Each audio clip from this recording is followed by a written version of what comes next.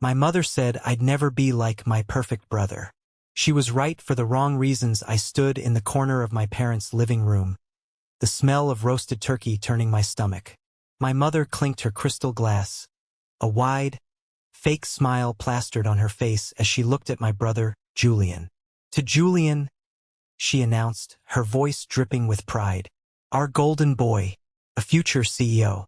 Then her eyes darted to me, taking in my worn leather jacket, and her smile turned into a sneer. And to Caleb, well, maybe one day you'll learn to dress like a respectable adult. I just smiled back, my jaw clenched tight, because in exactly 10 seconds the doorbell was going to ring. And the man standing on the other side of that door was about to tear her precious, perfect world into a million little pieces. Thank you for being here. Grab a warm cup of coffee, sit back, and listen as I tell you the whole story. The heat in that living room was suffocating. It was Thanksgiving, the kind of picture-perfect American holiday my mother, Evelyn, lived for. The kind where she could parade her family in front of the neighbors, the relatives, and anyone else who would pay attention. The dining table was set with her best china, the silver polished so bright it hurt your eyes, and the centerpiece was a massive, golden-brown turkey that looked like it belonged in a magazine.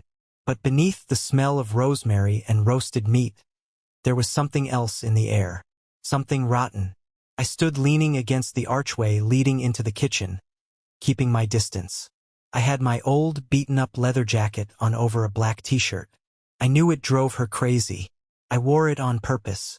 It was my armor. Across the room, my brother Julian was holding court. He wore a tailored navy suit that cost more than a used car, a silk tie, and a smile that he had practiced in the mirror since he was a teenager.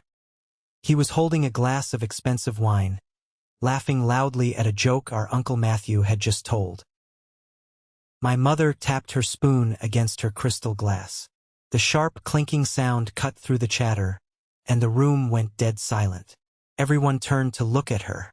She stood up, smoothing down her immaculate dress, her eyes shining with tears she could summon on command.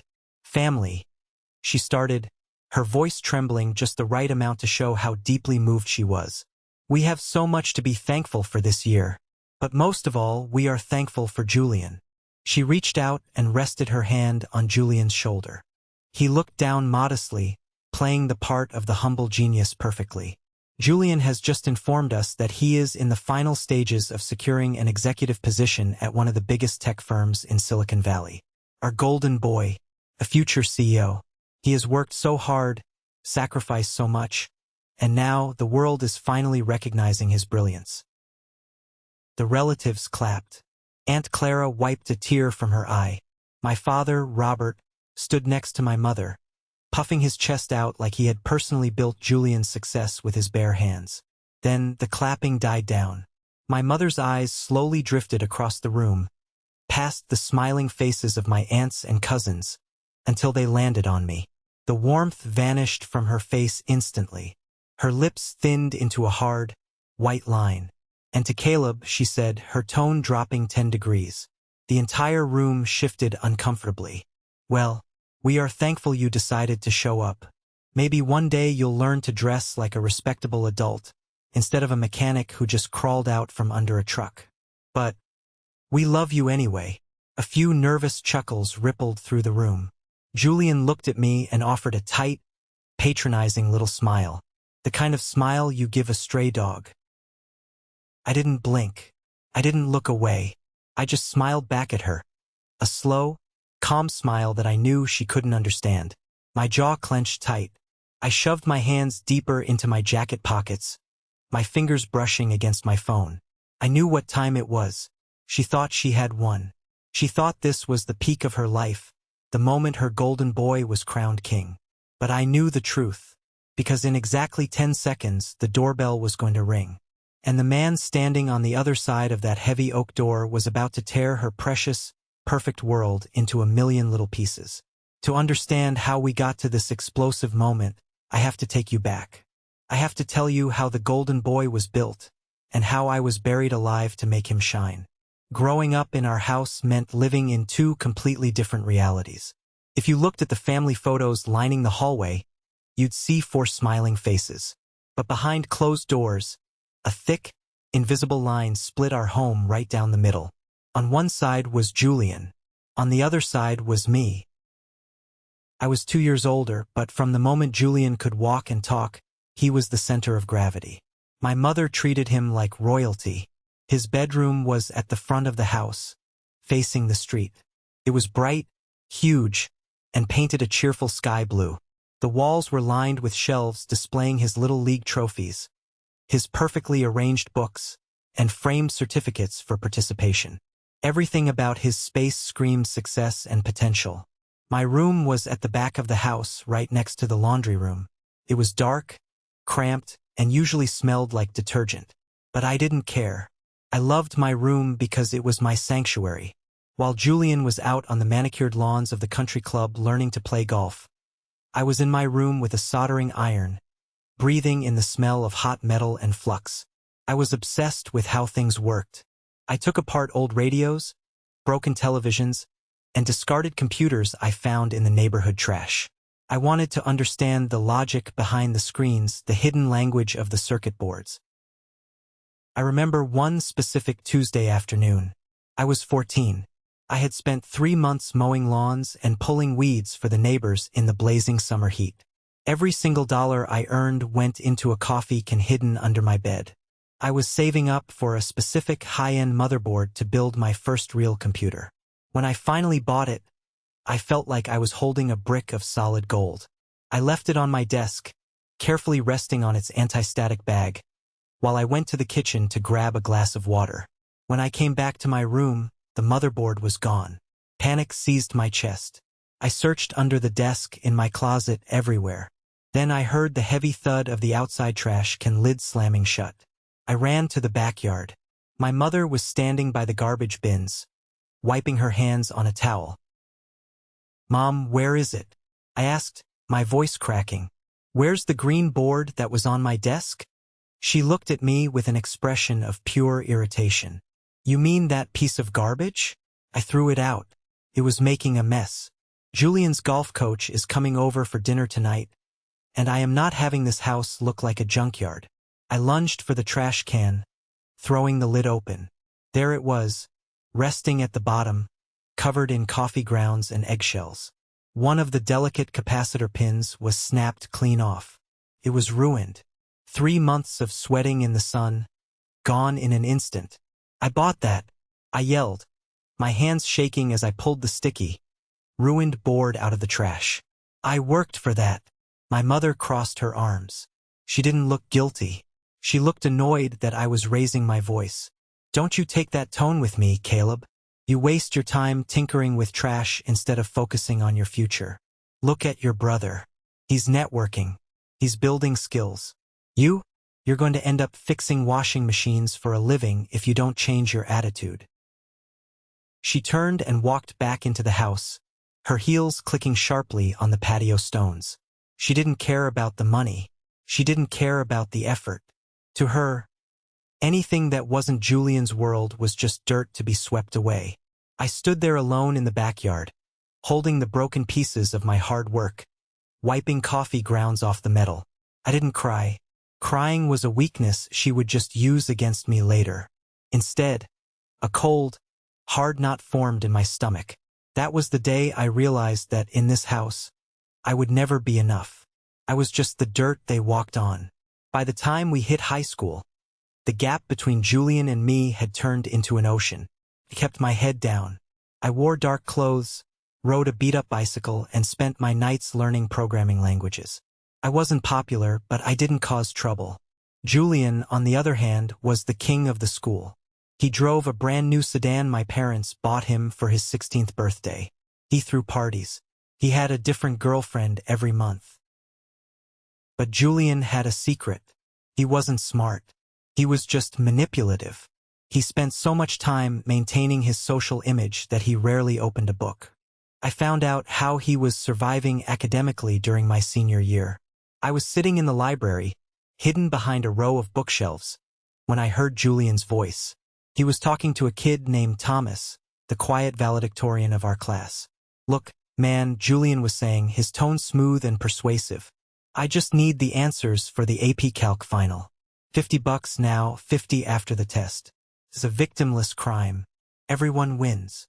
I peeked through the books. Thomas looked nervous, but he took the money. Julian was buying his grades. 2 weeks later, Julian got caught. The teacher noticed that Julian and Thomas had the exact same incorrect answer on a complex essay question. The principal called my parents in. It was a massive scandal, or at least it should have been. Cheating on an AP final was grounds for suspension, maybe even expulsion. It would ruin his chances of getting into a good college. I was sitting at the kitchen table doing homework when my parents came home with Julian. Julian didn't look scared. He looked bored. My father, Robert, walked into the kitchen, his face flushed red. I expected him to scream. I expected him to ground Julian for a year. Instead, my father loosened his tie, grabbed a beer from the fridge and sighed. "We took care of it," my father said to my mother. I had a long talk with the principal. Made a very generous donation to the school's new athletic facility. They're going to let Julian retake a different version of the test. No permanent record. I dropped my pencil. I couldn't believe what I was hearing. "You paid them off?" I asked, staring at my father. "He cheated, and you bought his way out?" My father slowly turned his head to look at me. His eyes were cold, calculating. He wasn't the raging tyrant my mother was. He was the quiet mastermind. The man who pulled the strings in the shadows to keep the family image flawless. "You don't understand how the world works, Caleb," my father said, his voice dangerously low. "Family protects family. Julian made a mistake, but he is going to represent this family one day. He needs a clean record. You need to learn how to support your brother, instead of constantly trying to tear him down out of jealousy." Jealousy. They thought I was jealous of a fraud. But the real breaking point came 3 months later. It was pouring rain. Julian had taken my father's prized vintage Mustang out for a joyride without permission to impress a girl. He came back at 2 a.m., reeking of cheap beer, and slammed the front bumper right into the brick mailbox at the end of the driveway. A massive, ugly dent right in the chrome. Julian ran inside, panicked. He woke my father up. I stood at the top of the stairs, watching the whole thing unfold. My father looked at the car, then looked at Julian. Then, he looked up at me standing on the landing. "Caleb," my father said, pointing a finger at me. "Get down here." I walked down the stairs. My father pulled me into the garage, away from Julian. "Listen to me," my father whispered harshly, gripping my arm so tight it bruised. "Julian has college applications going out next week. A police report for reckless driving and underage drinking will destroy his future. I'm going to call the insurance company tomorrow. You are going to tell them you took the car to get late-night fast food because you were hungry. You hit a patch of wet leaves." "What?" I gasped, pulling my arm away. "No, I didn't do it. He did. He's drunk right now." "I am not asking you, Caleb," my father hissed, his face inches from mine. "You don't have the grades he has. You don't have the future he has. You take this hit for the family. Do you understand me? Or I swear to God, I will stop paying for the groceries you eat and the electricity you use in that dark little room of yours." I stared at him. The man who was supposed to protect me was using me as a human shield for his golden boy. I realized then that my father wasn't a peacekeeper. He was a manipulator. He knew exactly what Julian was, but he hid it to protect his own ego, his own reflection in society. I took the blame. I paid the deductible out of my own savings. And the day after I graduated high school, I packed a single duffel bag and walked out the door. I left at 18. I didn't say goodbye. I just left a note on the kitchen counter that said, "I'm out." I knew they wouldn't come looking for me. They probably threw a party when they realized they had the house all to themselves with their perfect son. I rented a tiny, miserable apartment on the bad side of town. The ceiling leaked, and the radiator clanked all night, but it was mine. To survive, I got a job as a mechanic at a dusty garage off the highway. I spent my days covered in motor oil, fixing brake pads and changing transmissions. My hands were permanently stained black. But my nights, My nights belonged to the code. I would come home, eat a bowl of cheap instant ramen, and open my battered, second-hand laptop. I taught myself advanced cybersecurity. I learned how to build firewalls, how to spot vulnerabilities in networks, how to build impenetrable digital fortresses. I was hungry, not just for food, but for success. I wanted to build something so big, so undeniable, that no one could ever throw it in the trash again. That's when I met Elijah. Elijah was a brilliant, eccentric guy who worked the night shift at a local server farm. We met on an obscure online coding forum, arguing over the best way to encrypt data streams. We decided to meet up for coffee, and within an hour we realized we had the exact same vision. He had the hardware connections, I had the software architecture. We can build a better mousetrap, Elijah told me, his eyes wide with excitement behind his thick glasses. Corporate security is a joke right now. We build a dynamic encryption protocol, we can sell it to the highest bidder. We became brothers. The kind of brother Julian never was. We pooled our meager savings, quit our day jobs, and moved our operation into a cheap, windowless warehouse space. We lived on coffee, pizza crusts, and pure adrenaline. There were months where I couldn't afford electricity in my own apartment, so I slept on a sleeping bag under my desk at the warehouse. We worked 20 hours a day. We failed 100 times. The code crashed. The servers overheated. We screamed at each other, we threw things, and then we sat back down and fixed it. I never told my family a word about this. To them, I was exactly what they predicted. A high school dropout working as a grease monkey. Whenever my mother bothered to call, usually once every 6 months, just to satisfy her own conscience, she would sigh loudly into the phone. Still working with cars, Caleb? She would say. Julian just pledged the best fraternity on campus. We are so proud of him. He's going places. That's great, Mom, I would reply, my voice completely flat, staring at a screen filled with thousands of lines of complex code that was about to change the industry. I gotta go. Have a shift. I let them believe I was a failure. It was easier that way. They couldn't ruin what they didn't know existed. Then, 2 years later, it happened. Our protocol worked. We managed to secure a meeting with a mid-sized financial firm that had recently suffered a massive data breach. We set up our software on their internal servers. We told their best hackers to try and break in. They spent 3 days trying. They couldn't even make a scratch on the surface.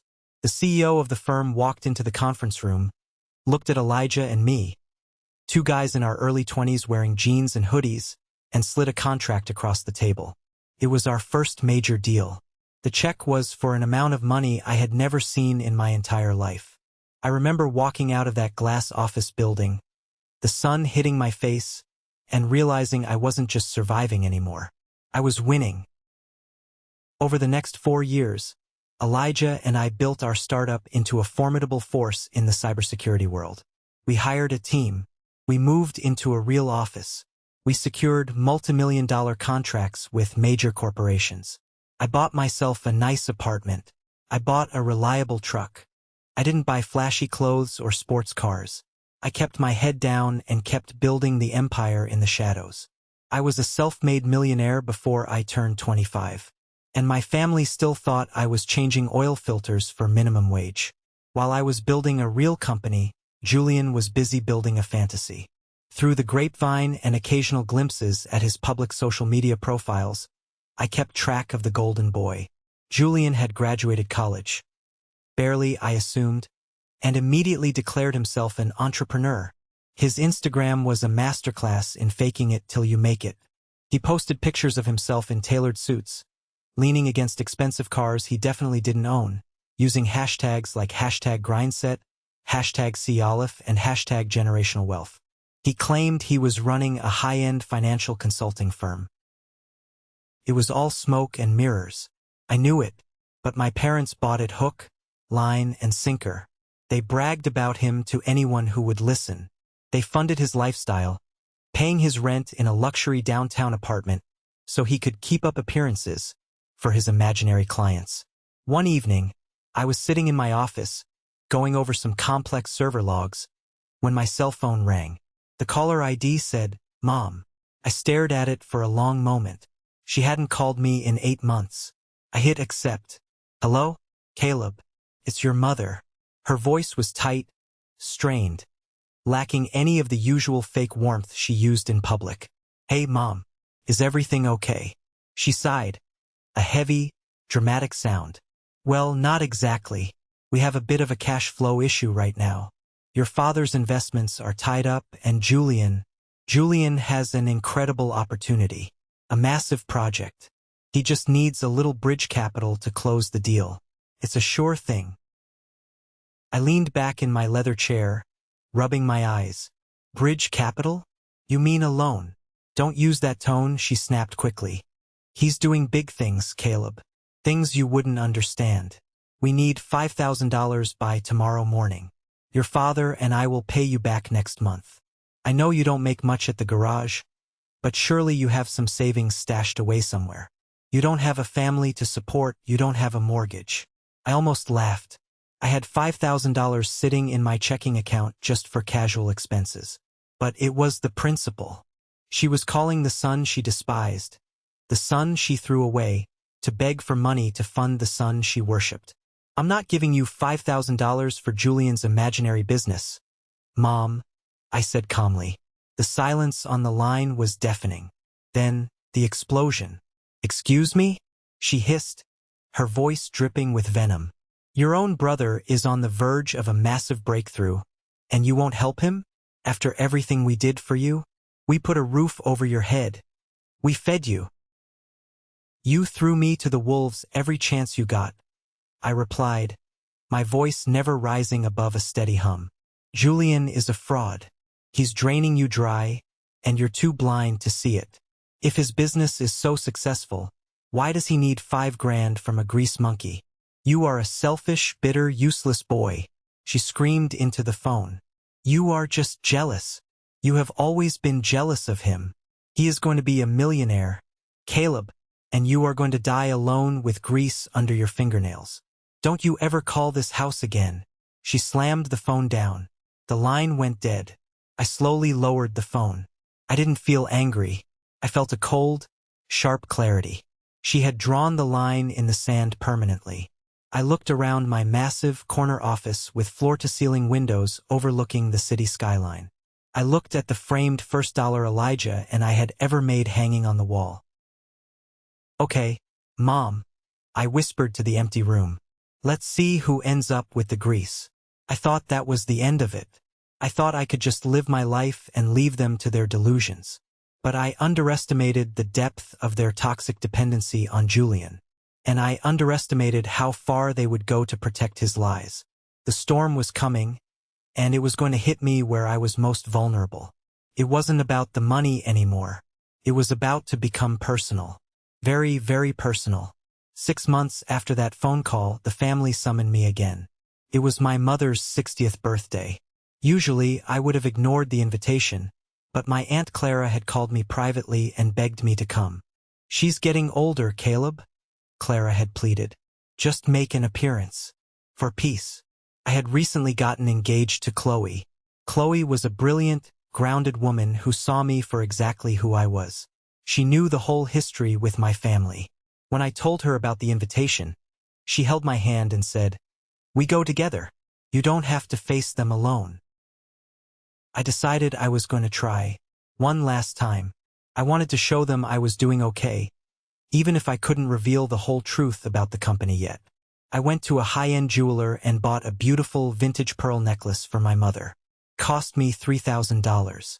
It was elegant, timeless, and completely authentic. The party was at a fancy steakhouse downtown. When Chloe and I walked into the private dining room, the temperature seemed to drop.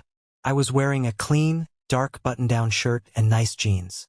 I looked presentable, but next to Julian, who was wearing a flashy velvet blazer, I looked like the hired help. "Caleb," my father said, giving me a stiff nod. He barely looked at Chloe when I introduced her. We sat at the far end of the long table. When it was time for gifts, my mother sat at the head of the table like a queen receiving tribute. I handed her my small, velvet box first. She opened it, looked at the pearls, and her face remained completely blank. Oh, she said, her tone flat. Pearls. How traditional. Must have set you back a whole week's pay at the garage. Thank you, Caleb. She snapped the box shut and shoved it to the side without even taking the necklace out. I felt Chloe's hand squeeze my knee under the table. I kept my mouth shut. Then Julian stood up. He produced a massive, gaudy shopping bag with a huge designer logo printed on it. He pulled out a bright red leather handbag with a giant, gold-plated buckle. It was loud, flashy, and completely tasteless. For the best mother in the world, Julian announced smoothly. From my first major consulting bonus. My mother gasped, clasping her hands over her mouth. Julian, oh my goodness, this is a limited edition. This must have cost a fortune. She stood up and hugged him tightly, tears welling in her eyes. You shouldn't have, but I love it. I absolutely love it. Look, everyone, look what my son bought me. She paraded the bag around the table. As she walked past me, I caught a glimpse of the stitching on the handle. It was uneven. The gold plating on the buckle was slightly chipped at the edge. It was a fake, a cheap knockoff. I knew it and Julian knew it. But my mother was blind with pride. Nathan, Julian's best friend since high school, was sitting across from me. He leaned over, a smug smirk on his face. He was wearing a suit too tight for his shoulders. So, Caleb, Nathan said loudly, making sure the whole table could hear. Still rotating tires for a living? Must be tough watching Julian close deals while you're scrubbing grease off your hands. The table went quiet. Everyone looked at me, waiting for my reaction. My mother looked at me with a warning glare, daring me to ruin her perfect moment. I looked at Nathan, then at Julian, who was sipping his champagne, looking incredibly pleased with himself. I thought about the $50 million buyout offer my company had just received from a major tech conglomerate. I thought about the pearls sitting in the closed box. It's an honest living, Nathan, I said evenly, staring right into his eyes until his smirk faltered a little. I sleep fine at night knowing exactly how I earned my money. Julian's eyes narrowed slightly. He didn't like that answer. But before he could say anything, my father stood up and demanded a toast. The tension broke, but the message was clear. I had walked right back into the trap. I was the designated loser in their narrative, and they were going to make sure I stayed in my place. But the real devastation, the knife in the back, wasn't going to come from a fake designer bag. It was going to come from the grave. A month after the birthday disaster, my grandfather passed away. He was my father's dad, a tough, silent man who lived up in the mountains. He was the only person in that family who ever treated me with a shred of respect. While my parents were busy grooming Julian, my grandfather would take me fishing. He taught me how to whittle wood, how to fix a broken carburetor on his old truck, how to be quiet and listen to the world. He owned a small, rustic cabin on a plot of land near a lake. It wasn't worth millions, but it was beautiful. It was the only place I ever felt truly safe as a kid. When he got sick, I was the one who drove up every weekend to chop wood for him and fix his leaky roof.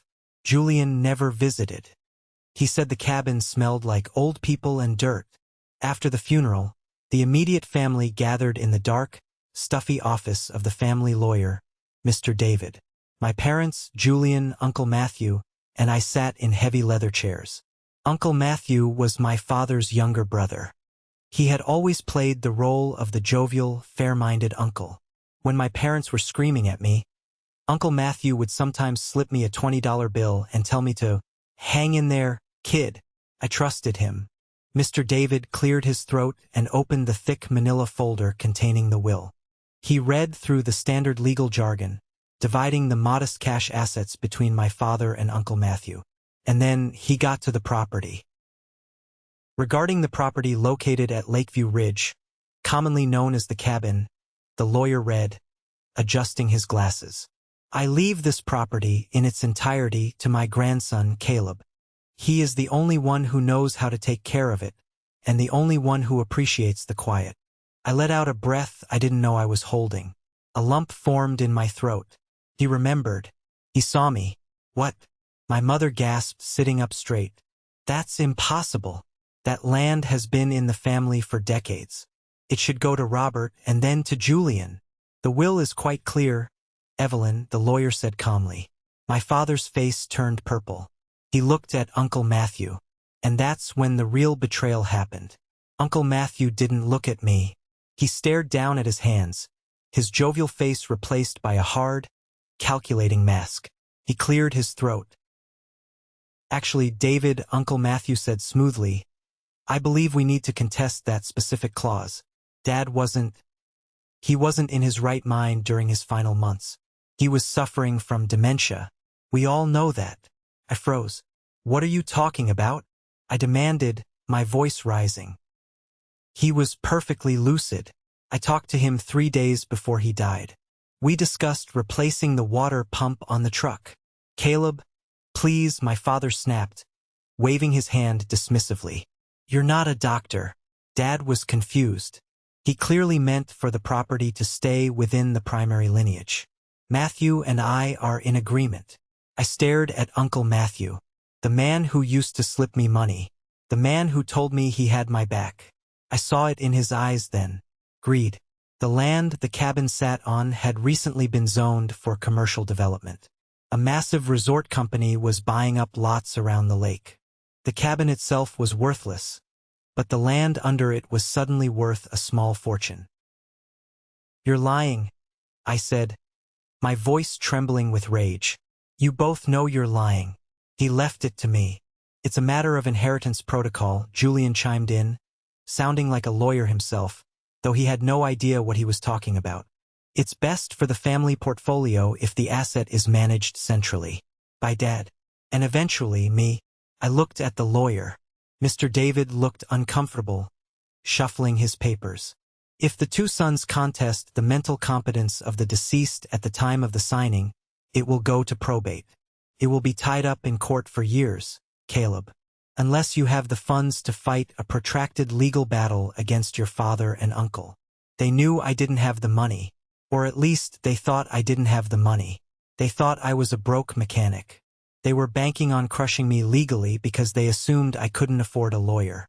They were stealing my grandfather's final gift to me, right in front of my face, and dressing it up as protecting the family. You disgust me, I said, standing up. I looked at Uncle Matthew one last time. He finally met my eyes, and he didn't look sorry at all. He just looked greedy. All of you. I walked out of the lawyer's office. My fists clenched so tight my fingernails dug into my palms. The betrayal burned like acid in my veins. But it wasn't over. They didn't just want to steal the cabin.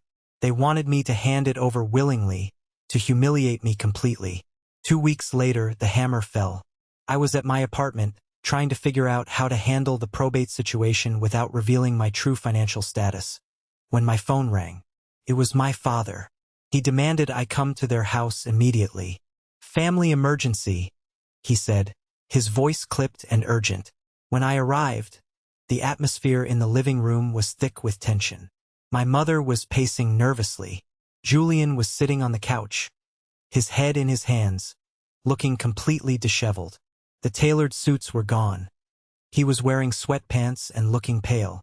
My father stood by the fireplace, holding a stack of legal documents.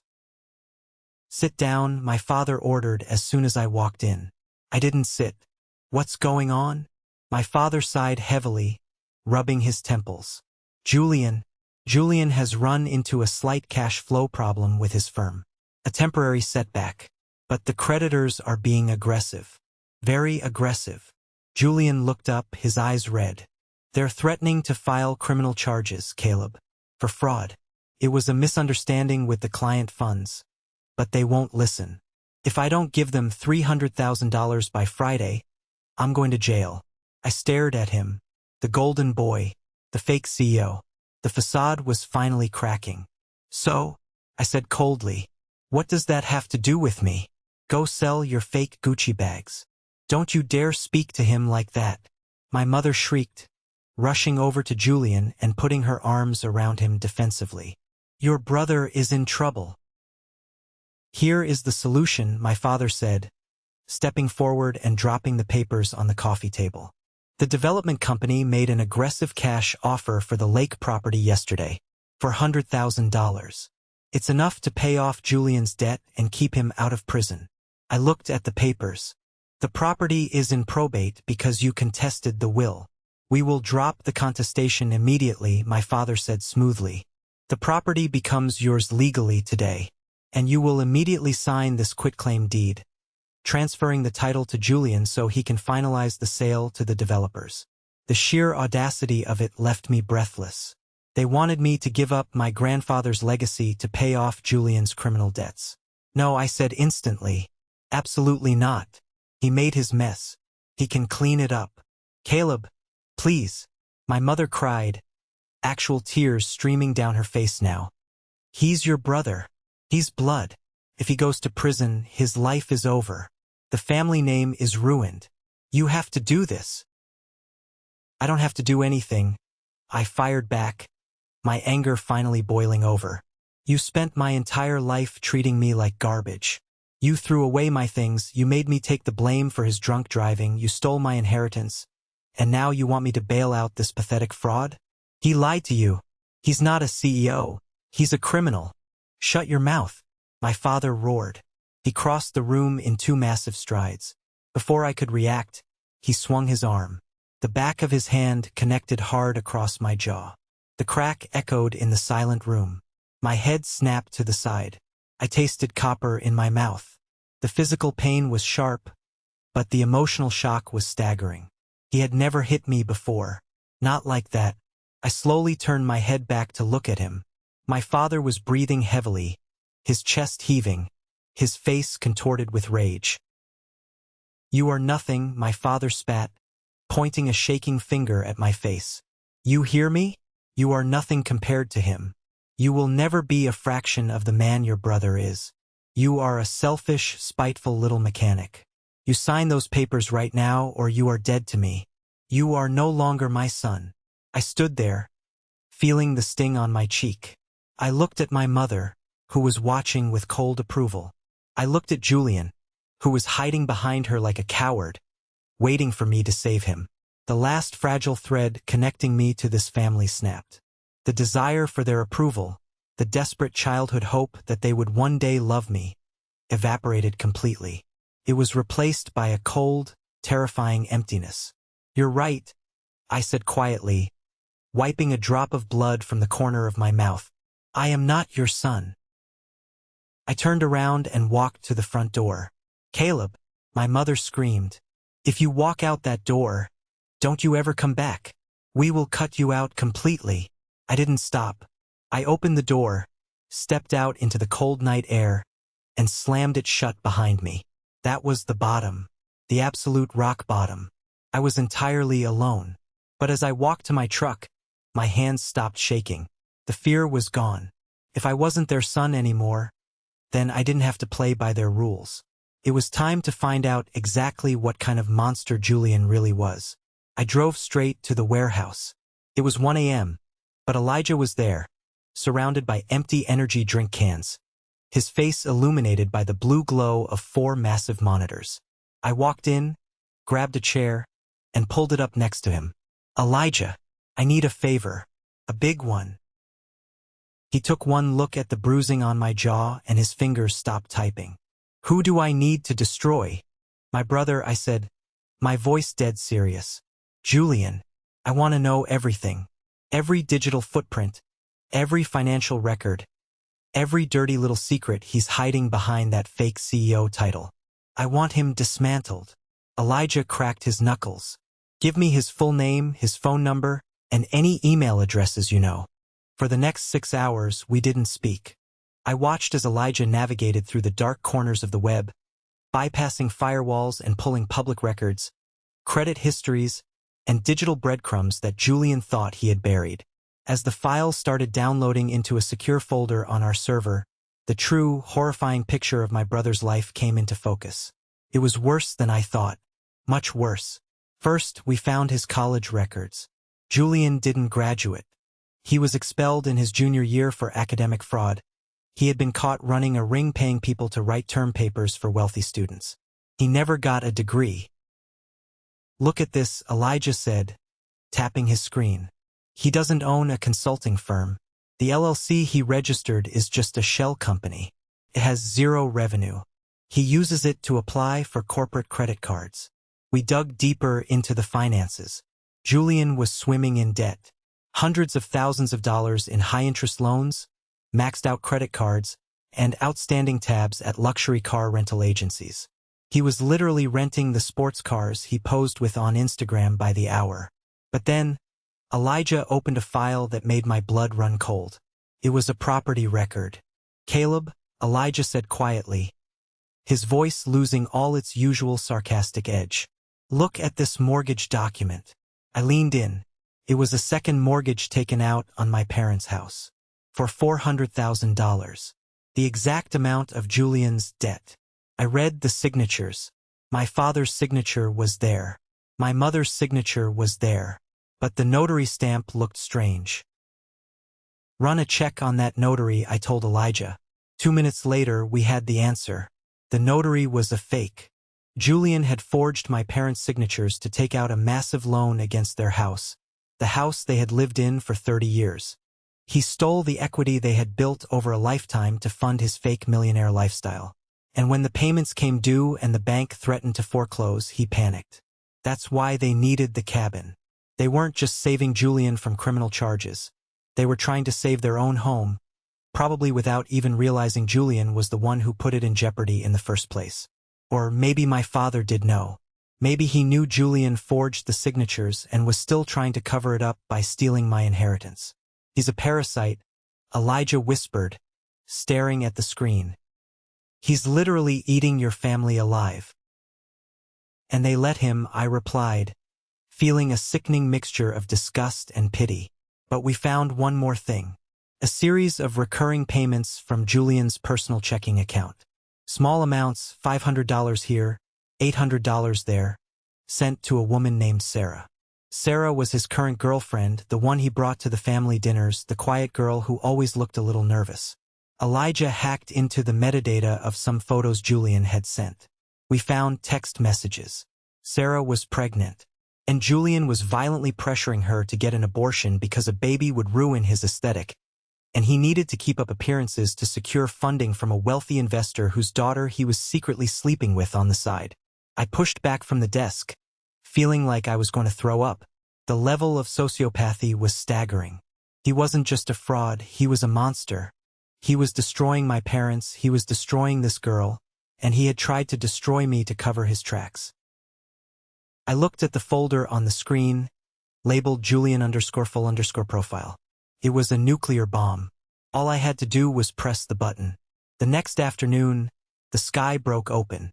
A massive thunderstorm rolled in, dumping sheets of freezing rain. I didn't care. I drove my truck up the winding mountain road, the tires slipping in the mud, until I reached Lakeview Ridge. Chloe was sitting in the passenger seat. She had insisted on coming. She held my hand tight as we pulled up to the cabin. The place looked miserable in the rain.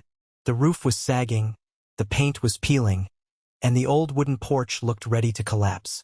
But the worst part was the bright, neon orange paper stapled to the front door. Notice of foreclosure. Property seized by county authorities for non-payment of taxes. I killed the engine and just stared through the windshield, the wipers fighting a losing battle against the downpour. Uncle Matthew and my father had tied the property up in probate, freezing the assets. Without me to pay the property taxes, which I used to do quietly every year, the county had moved in. By contesting the will, they hadn't just stolen it from me. They had lost it entirely. The developers would buy it at auction for pennies on the dollar. Grandpa's sanctuary was gone. I opened the door and stepped out into the freezing rain. I walked up to the porch, my boots sinking into the mud, and stood in front of that orange paper. The cold water ran down my neck, soaking my shirt. I placed my hand flat against the rough wood of the door. I could almost hear my grandfather's voice, rough and quiet, telling me how to sand down the edges of a birdhouse. I had spent my whole life trying to be the bigger person. I took the high road. I walked away.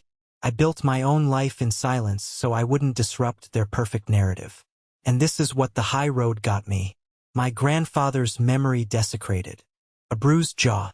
And a family that would gladly watch me drown if it meant keeping Julian dry. I felt a warm presence beside me. Chloe had stepped out of the truck and walked up onto the porch. She didn't have an umbrella. Her hair was instantly plastered to her face. She wrapped her arms around my waist and rested her head against my back. "I'm sorry, Caleb," she whispered over the sound of the rain. "I'm so sorry. They destroyed it," I said, my voice raspy. "Just like they destroy everything they touch."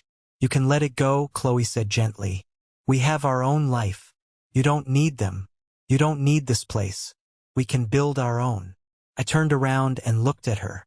She was beautiful, even shivering in the rain. She was my real family. She was right.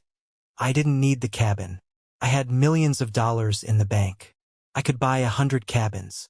But it wasn't about the cabin anymore. It was about justice.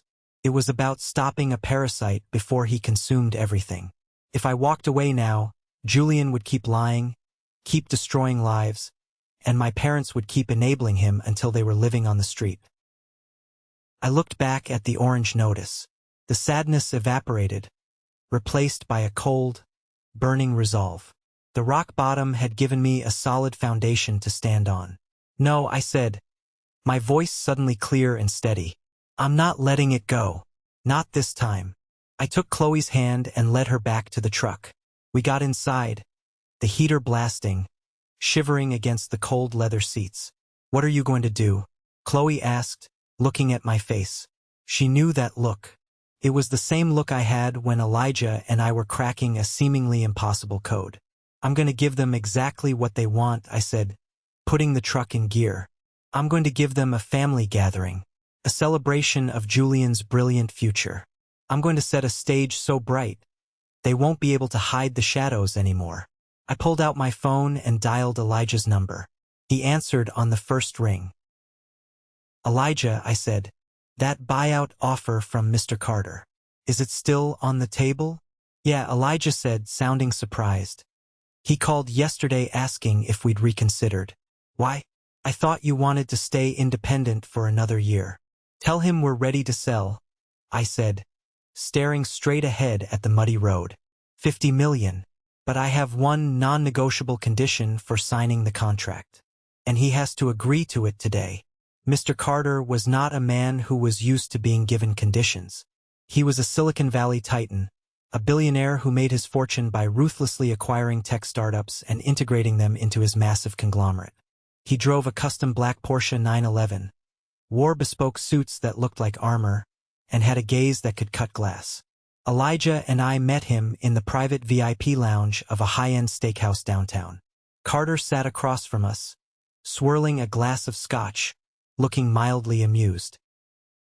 "So," Carter said, his deep voice rumbling, 50 million.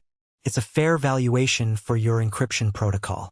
My team has stress-tested your software, Caleb. It's brilliant. Annoyingly brilliant. You've built a fortress." "Thank you, Mr. Carter," I said smoothly.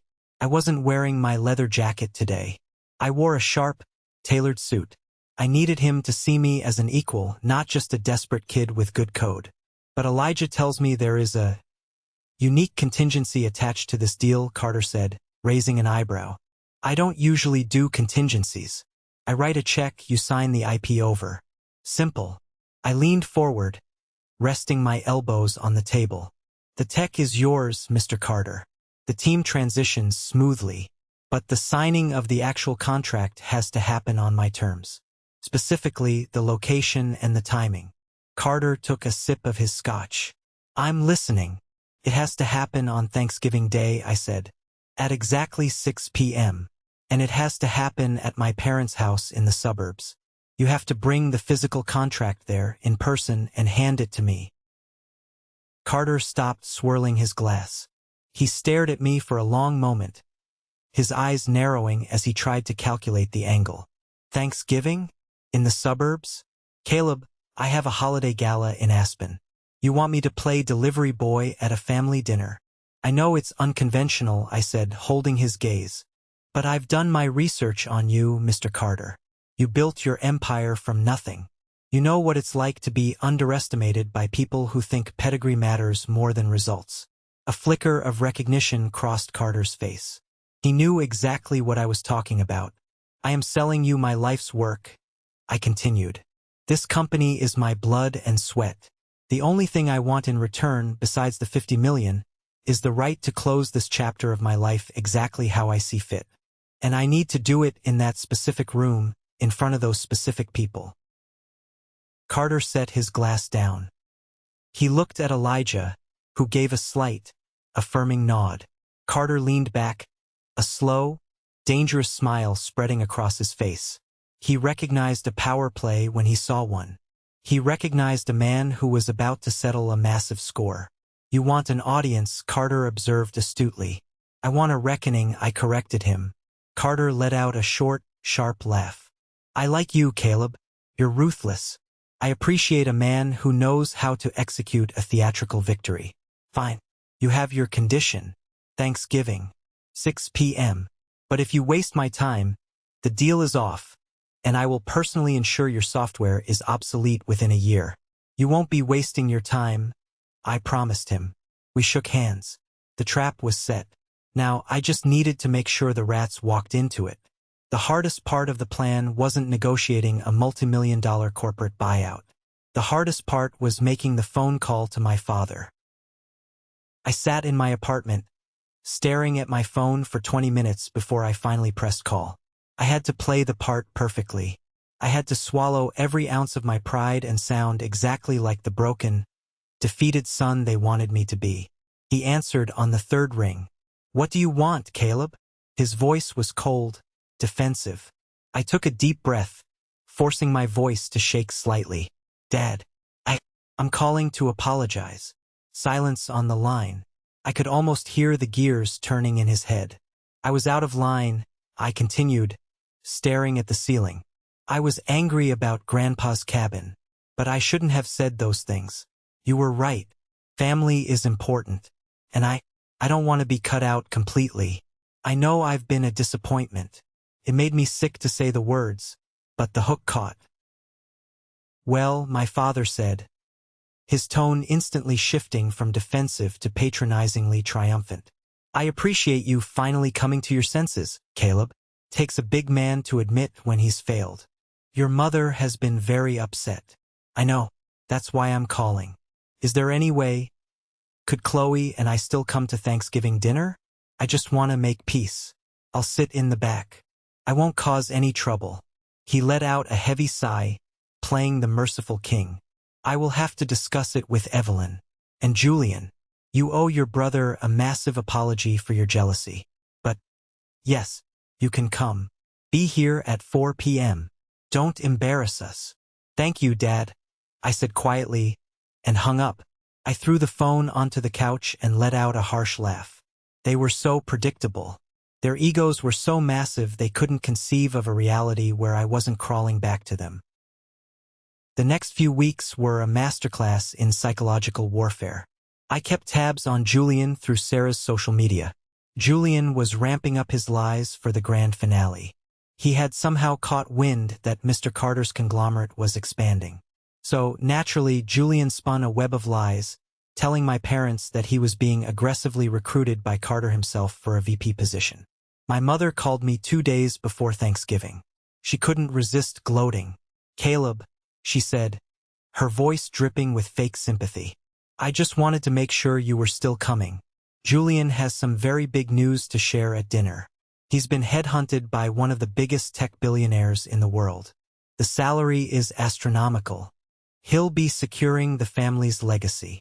Wow, Mom, I said deadpan. That's incredible. Carter, right? Yes, Mr. Carter. Julian had a private lunch with him last week. She lied effortlessly, repeating whatever garbage Julian had fed her. I just wanted to warn you so you don't feel too inadequate when he makes the announcement. We just want a peaceful holiday. Don't worry, Mom, I said, looking at the finalized, $50 million contract sitting on my desk, waiting for Carter's signature. I won't feel inadequate at all. I can't wait to hear Julian's announcement. I hung up the phone and looked at the clock. The countdown had begun. They had spent my entire life trying to bury me. They had stolen my inheritance, they had hit me, they had called me nothing. They thought they had won. But they didn't realize they had just invited the architect of their destruction into their living room. The storm wasn't just coming anymore. The storm was here. I was standing right back where we started. The dining room was suffocatingly warm, filled with the rich smell of roasted turkey, sage stuffing, and expensive wine. This was my mother's stage. She had spent 3 days preparing for this exact moment, setting the table with her finest china, making sure every fork was perfectly aligned. The extended family was packed around the long oak table. Uncle Matthew was there, looking as jovial as ever, completely ignoring the fact that he had helped steal my inheritance just weeks prior. My father sat at the head of the table, his chest puffed out, radiating authority. And then there was Julian. He was wearing a custom-tailored charcoal suit. He sat right next to my father, swirling a glass of Cabernet, acting like he owned the world. His girlfriend, Sarah, sat quietly beside him, looking pale and keeping her eyes fixed on her plate. I stood leaning against the archway, my worn leather jacket feeling like a shield. Chloe stood right next to me. She squeezed my hand. Her touch was the only thing keeping me grounded in reality. My mother tapped her spoon against her crystal water glass. The sharp clinking sound cut through the loud chatter. The room went completely silent. Everyone turned their heads toward her. She stood up slowly, smoothing down her immaculate dress. She looked around the table, her eyes shining with absolute adoration when they landed on Julian. "Family," she started, her voice trembling just the right amount. "We have so much to be thankful for this year. But most of all, we are thankful for Julian, our golden boy." Julian looked down modestly. It made my stomach turn. Julian has just informed us that he is in the final stages of securing an executive position at one of the biggest tech firms in Silicon Valley. A future CEO. He has worked so hard, sacrificed so much, and now the world is finally recognizing his brilliance. Aunt Clara wiped a tear from her eye. Uncle Matthew raised his glass. The whole room erupted in applause. Julian offered a tight, patronizing little smile and nodded to the crowd. Then the clapping died down. My mother's eyes slowly drifted across the room. They passed over my aunts and cousins, finally landing on me. The warmth vanished from her face instantly. Her lips thinned into a hard, white line. She looked me up and down, her gaze lingering on my boots and my jacket. And to Caleb, she said, her tone dropping 10 degrees. "Well, we are thankful you decided to show up. Maybe one day you'll learn to dress like a respectable adult, instead of a mechanic who just crawled out from under a truck. But we love you anyway." A few nervous chuckles rippled through the room. Nathan, Julian's obnoxious best friend, smirked at me from across the table. "I mean, somebody has to change the oil in Julian's new company car, right?" Nathan joked loudly. More laughter. Julian shook his head playfully. "Leave him alone, Nathan. Caleb does the best he can with what he has." I didn't blink. I didn't look away. I just smiled back at my mother. A slow, calm smile that I knew she couldn't understand. My jaw clenched tight. I shoved my hands deeper into my jacket pockets, my fingers brushing against my phone. Julian cleared his throat and stood up. He buttoned his suit jacket, preparing to deliver his grand lie. "Thank you, Mom. Thank you, everyone. It's true. I had a private lunch with Mr. Carter yesterday. He's a brilliant man, a billionaire, and he practically begged me to come on board as his vice president of acquisitions. There's a massive salary, stock options, the whole package. I'm going to make sure this family is taken care of for generations." My father beamed. "That's my boy. A true leader." I checked my watch. 5:59 p.m. "That's a beautiful story, Julian," I said. My voice wasn't loud, but it cut through the room like a razor blade. Julian looked at me, his smile faltering for a fraction of a second. "Excuse me?" I said. "It's a beautiful story. The private lunch, the VP position, the stock options. Sounds like a movie." I took a step forward, leaving the archway and entering the dining room. But there's just one problem. My mother slammed her hand down on the table. Caleb, do not ruin this night. I warned you. I ignored her. I kept my eyes locked on Julian. Mr. Carter hates lunch meetings. He says they're a waste of time. He prefers to do his business in boardrooms. Or, occasionally, at 6 p.m. on Thanksgiving Day. Julian frowned. What are you talking about? Before anyone could say another word, a low, aggressive rumble shook the front windows. A pair of bright LED headlights swept across the dining room curtains. The deep, unmistakable growl of a twin-turbo engine settled in the driveway. Everyone at the table froze. My mother looked toward the front door, her eyes wide. Who on earth is that? The doorbell rang. A sharp, heavy buzz. My mother scrambled out of her chair, smoothing her dress frantically. Julian, did you invite someone from the firm? Is it one of your new colleagues? Julian looked confused, but he quickly plastered his fake smile back on. It might be. I have a lot of high-profile contacts. My mother practically ran to the foyer. She threw open the heavy oak door. Standing on the porch was Mr. Carter. He looked like he had just stepped out of a financial magazine. He wore a sharp, custom-made black overcoat over a dark suit. His silver hair was perfectly combed. He radiated an aura of pure, intimidating wealth and power. Two large men in dark suits stood behind him on the porch, his security detail. My mother gasped, putting her hands to her cheeks. She recognized his face immediately from the business news segments she watched obsessively. Mr. Carter, she breathed, practically bowing. Oh my goodness, what an absolute honor. Please come in. Come in. Julian didn't tell us you were dropping by. Carter stepped into the foyer. He didn't smile. He didn't take off his coat. His cold, calculating eyes swept over my mother, dismissing her instantly. He walked past her into the dining room. Julian leaped out of his chair, extending his hand, his face glowing with triumph. He thought Carter was actually there for him. He thought his lies had miraculously turned into reality. Mr. Carter, Julian beamed loudly. Welcome to our home. I was just telling my family about our incredible lunch. Carter stopped. He looked at Julian's extended hand. He didn't take it. He just stared at Julian like he was looking at a stain on the carpet. Who are you? Carter asked, his deep voice carrying clearly across the dead-silent room. Julian's hand dropped. The color completely drained from his face. I'm Julian. We met. Carter didn't let him finish. He completely ignored Julian and turned his gaze toward the archway. His eyes locked onto me. The intimidating scowl vanished, replaced by a look of deep professional respect. Carter walked right past Julian, right past my father, and stopped directly in front of me. Director Caleb, Carter said, extending his hand.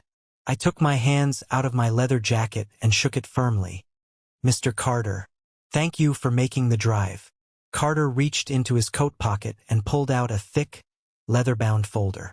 He handed it to me, the $50 million acquisition contract, signed by my board. I brought the cashier's check for the first installment as well. Your encryption protocol is officially ours. Congratulations. Someone at the table dropped a wine glass. It shattered against the hardwood floor.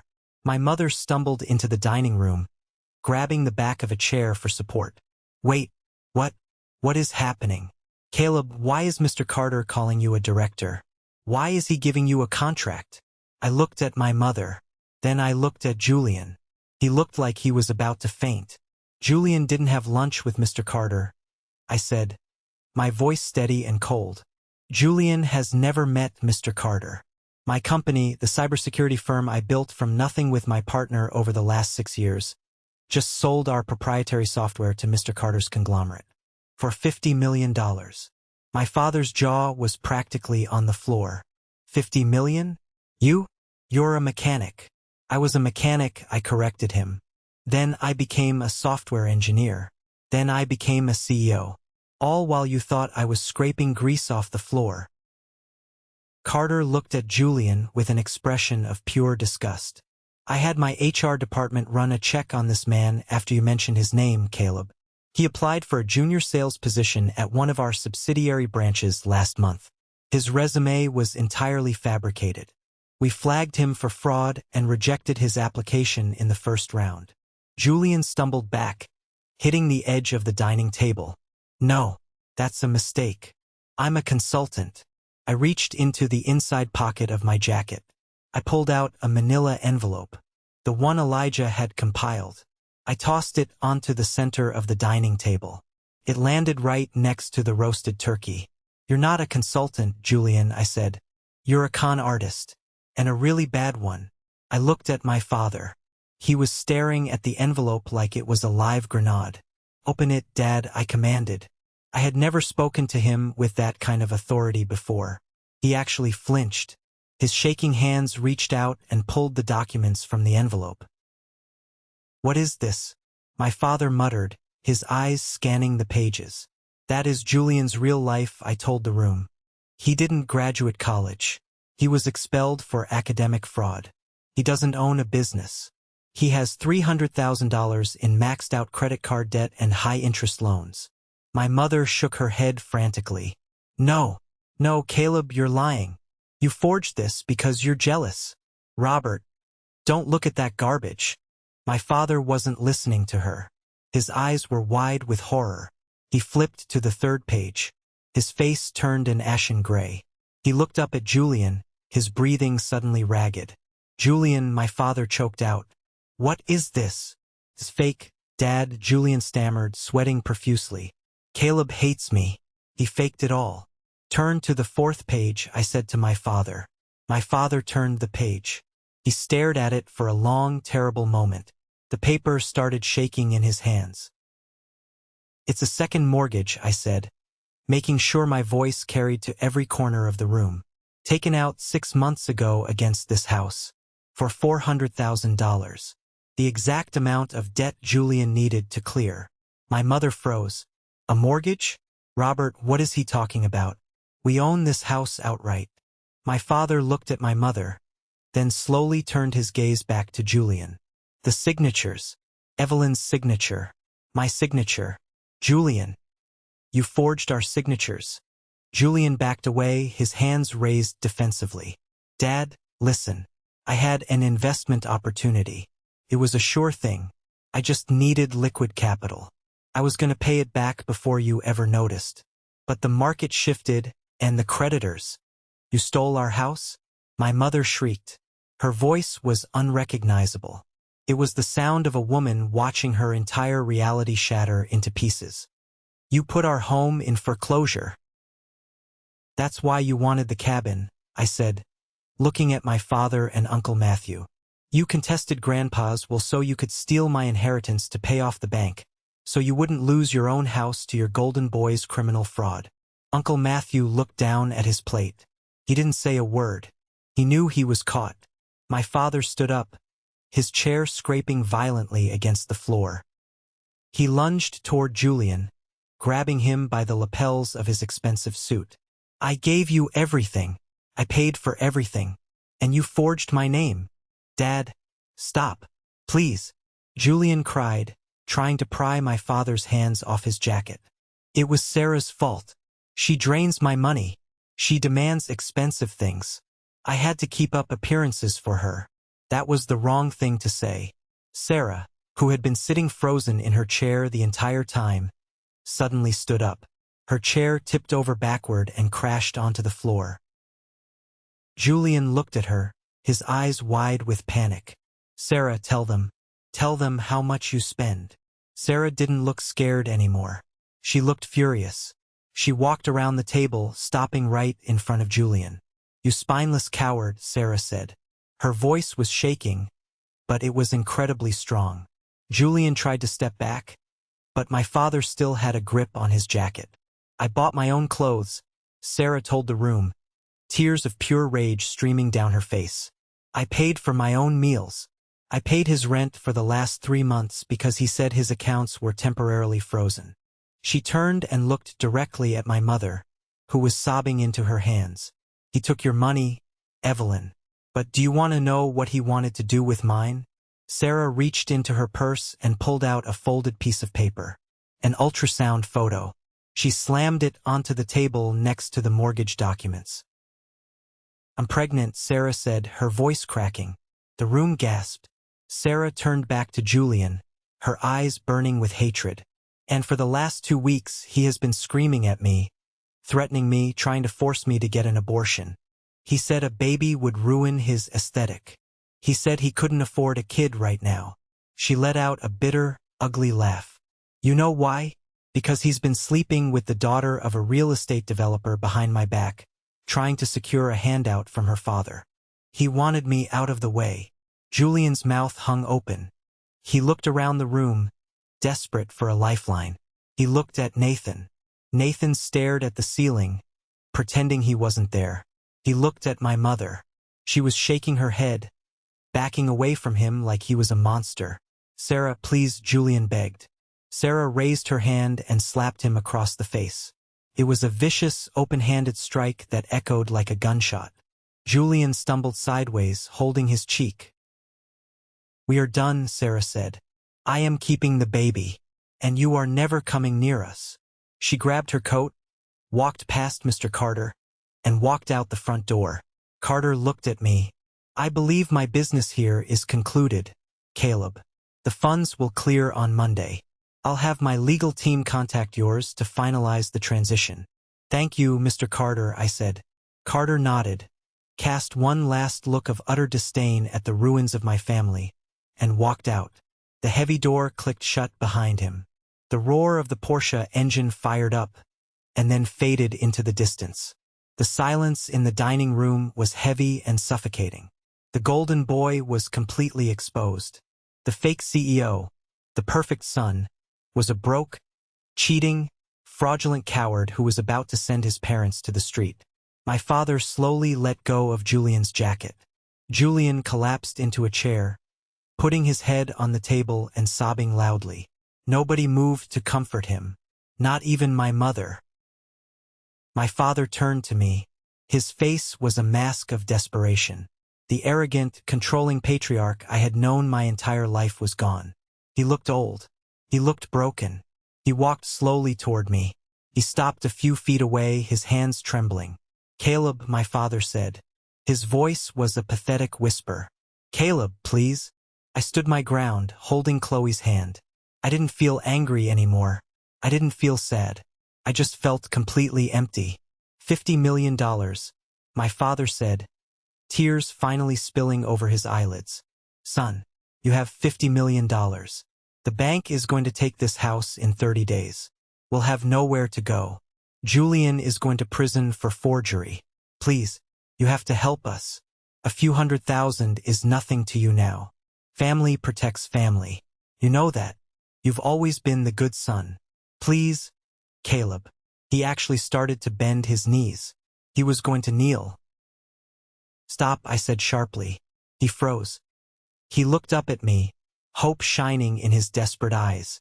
"Don't do that," I told him, my voice completely flat. "Don't humiliate yourself, because it won't change anything." My father blinked. "What do you mean? You have the money. You can fix this." I agreed. "But I won't." My mother let out a loud wail from the corner of the room. "Caleb, how can you be so cruel? We are your parents." I looked at her. "You made your choice a long time ago. You chose the golden boy. You paid for his cheating. You forced me to take the fall for his drunk driving. You threw away my hardware. You called me a useless mechanic. And you, Dad," I turned back to my father, "you stole my grandfather's cabin. And then you hit me. You hit me. And you told me I was nothing." I was angry, my father pleaded. "I was stressed about the debt. I didn't mean it." "Yes, you did," I said. "And you know what the best part is? When you hit me, you told me I was no longer your son. You cut me out. You set me free. Caleb, please," my father begged, reaching a hand out toward my jacket.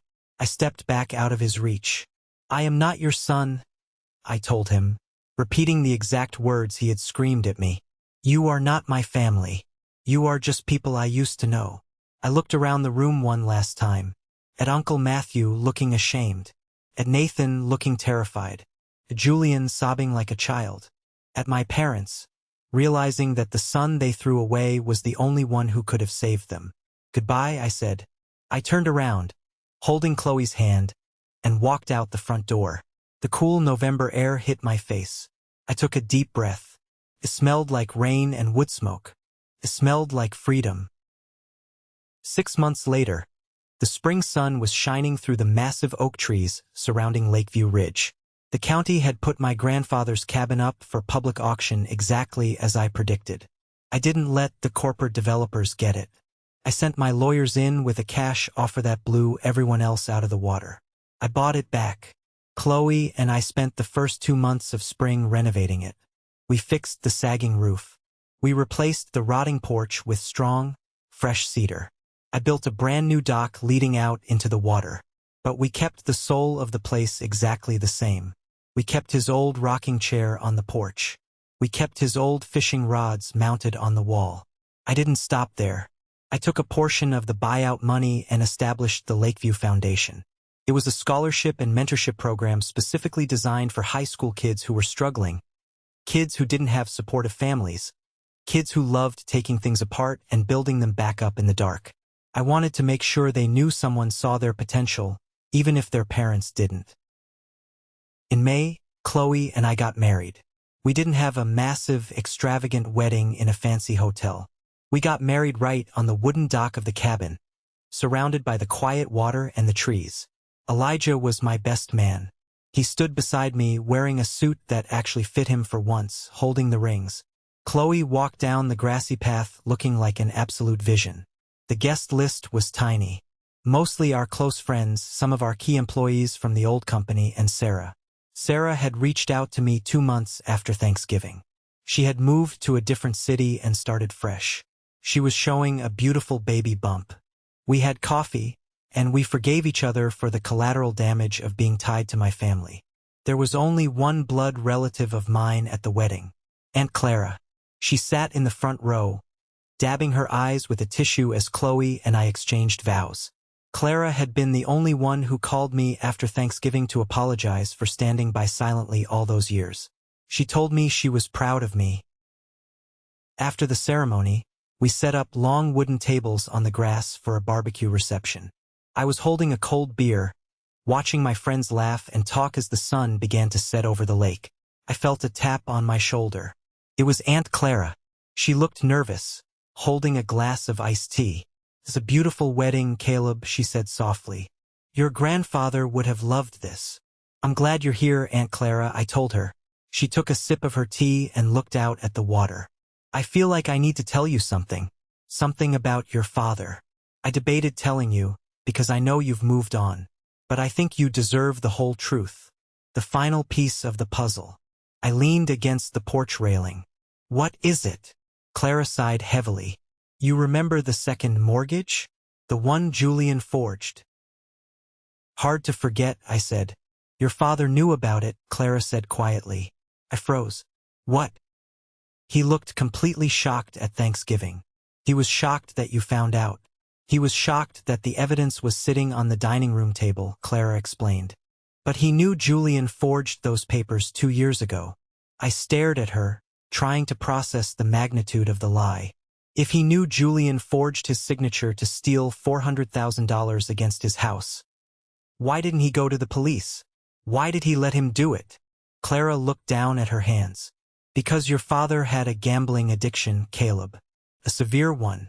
He owed a lot of money to some very bad people in the city. He couldn't take out a loan himself because his credit was already destroyed. When Julian forged the documents to get cash for his fake consulting lifestyle, your father caught him. But instead of turning him in, Robert made a deal with him." The pieces slammed into place. The sickening, horrific logic of it all. "He blackmailed his own son," I whispered.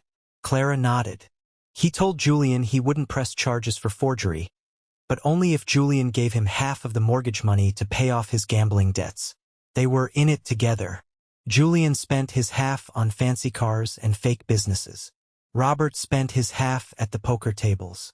But when the bank came calling to collect the monthly payments, neither of them had the cash. So they panicked, I realized. And they decided to steal Grandpa's cabin for me to cover their tracks. Yes, Clara said. Your father manipulated everyone. He manipulated your mother into thinking Julian was just having a bad business quarter. He manipulated Matthew into contesting the will. He played the victim at Thanksgiving because he didn't want Evelyn to know he was the reason they were losing the house too. I stood there, feeling the evening breeze wash over me. The final layer of the illusion was gone. My father wasn't a peacekeeper. He wasn't even just a blind enabler. He was a co-conspirator. He had traded his family's security, his wife's home and my inheritance, just to fund his own dark habits. What happened to them? I asked. I hadn't checked on them in 6 months. I hadn't cared to know. The bank foreclosed on the house in February, Clara said sadly. They were evicted. Evelyn finally found out everything. About the gambling. About the blackmail. She filed for divorce. She's living in a tiny, subsidized social housing apartment across town now. She works the register at a grocery store. And Dad? He moved into a motel, Clara said. I don't speak to him anymore. None of the family does. He burned every bridge. And the golden boy? Clara shook her head. Julian fled the state before the bank finalized the fraud investigation. Nobody knows where he is. There's a warrant out for him. Evelyn cries about him every day, still convinced that Sarah ruined his life. I looked out over the lake. The water was calm, reflecting the orange and purple hues of the sunset. I thought I would feel a sense of triumphant vindication hearing about their downfall. But I didn't. I didn't feel happy that my mother was working a cash register or that my father was in a motel. I just felt a profound, overwhelming sense of relief. Relief that I had walked away. Relief that I hadn't given them a dime. If I had bailed them out, they would have just kept lying, kept gambling, kept stealing. The rot was too deep. You can't save a burning house by throwing money into the fire. Thank you for telling me, Aunt Clara, I said. She smiled a sad, gentle smile. You built a good life, Caleb. You earned it. Later that night, after all the guests had gone home, Chloe and I stood on the porch of the cabin. The only sound was the gentle lapping of the water against the wooden dock and the crickets in the tall grass. Chloe leaned her head against my shoulder. I wrapped my arm around her, holding her close. I looked at the house I had rebuilt. I thought about the family I had left behind and the family I had chosen. Society tells us that blood is thicker than water. They tell us that we have to forgive our parents, our siblings, no matter what they do, because family is family. They make you feel guilty for walking away from toxic people, simply because you share the same last name. But I learned the hard way that blood doesn't make a family. Respect makes a family. Honesty makes a family. Loyalty makes a family. My father and my brother shared my blood, but they would have watched me drown if it meant they could use my body as a stepping stone. I had spent the first 25 years of my life begging for a seat at a table where I was only ever the punchline. I let them define my worth. I let them convince me that because I liked getting my hands dirty, because I didn't wear a suit, I was somehow less valuable. But the moment I stopped asking for their permission to be successful, the moment I stopped caring about their applause, I became untouchable. I built my empire in the dark. And when I finally brought it into the light, it was strong enough to shatter their entire fake reality. You cannot let the people who failed to see your value determine your price. You are the architect of your own worth. And sometimes the only way to build the life you deserve is to burn the bridge back to the people who kept you small. Thank you for sticking around and listening to my story. I know it was a long journey, and it wasn't an easy one to tell, but getting it out there feels like a massive weight has been lifted off my chest. I hope this resonated with you in some way, especially if you've ever felt like the black sheep in your own home. Have you ever found yourself in a similar situation? Have you ever had to walk away from people you loved to protect yourself? Let me know in the comments. And for those of you who stayed with me until the very last second, you are officially part of the 1% Club. Leave a comment with the letter W below. W stands for winner. That's our secret code. It lets me know who the real winners are, the amazing people who watch until the end and understand what it takes to survive the fire. If my story helped you, please hit that like button and follow the channel. We have a lot more real stories to share, and I want you to be part of this community. Stay strong, keep building your empire in the dark, and I'll see you in the next